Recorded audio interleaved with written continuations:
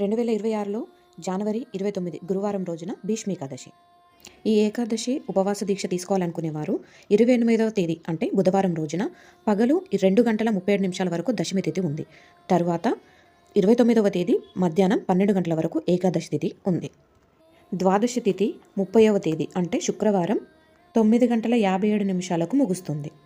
ఈరోజు ఉపవాసం చేయాలనుకునేవారు దశమి తిథి అయిపోయిన తర్వాత నుండి ద్వాదశి తిథి వచ్చేంత వరకు ఉపవాస దీక్ష చేసుకోవాలి.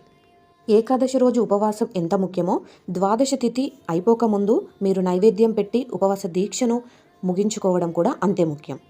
శుక్రవారం ఉదయం 8 గంటలకు మీరు మీ దీపారాధన పూర్తి చేసుకుని దేవుడికి నైవేద్యం సమర్పించి ఉపవాస దీక్షను ముగించుకోండి. మనం నైవేద్యంగా పరమాన్నం అదేనండి బెల్లమన్నాన్ని నైవేద్యంగా పెట్టి ప్రసాదంగా స్వీకరిస్తే మన ఉపవాసం ముగిసినట్టే.